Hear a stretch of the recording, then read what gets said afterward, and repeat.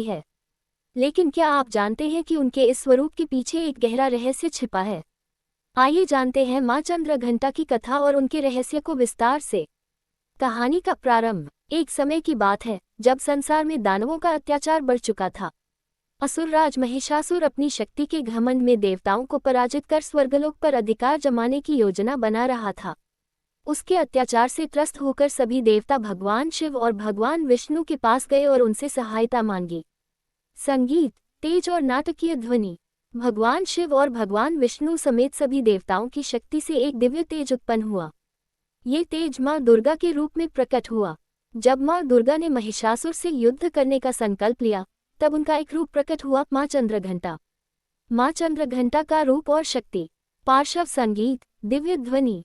माँ चंद्रघंटा का स्वरूप दिव्य है। उनका शरीर स्वर्ण के समान चमकता है। उनके 10 हाथों में शस्त्र हैं और वे सिंह पर सवार होती हैं।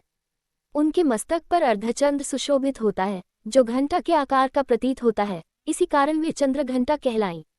जब वे युद्धभूमि में आती हैं तो उनकी घंटा की ध्वनि मात्र से असुरों के हृदय कांपने लगते हैं। युद्ध और विजय। पार्श्व संगीत, युद्ध की ध्वनि। जब महिषासुर ने माँ चंद्रघंटा के इस रूप को देखा तो वह भयभीत हो गया, लेकिन अपने अहंकार के कारण उसने युद्ध का ऐलान कर दिया। माँ चंद्रघंटा ने अपने सिंह पर सवार होकर भयंकर युद्ध किया। उनकी तलवार की एक ही चोट से अनेक असुर मारे गए।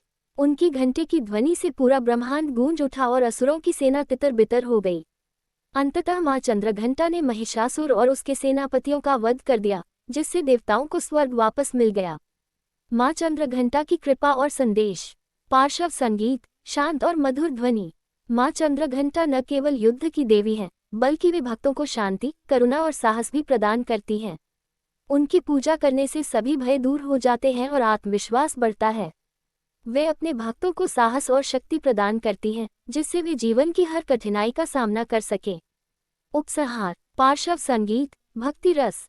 तो मित्रों, माँ चंद्रघंटा का ये रूप हमें ये सिखाता है कि जीवन में हमें निडर होकर अपने कर्तव्यों का पालन करना चाहिए और अन्याय के विरुद्ध खड़ा होना चाहिए।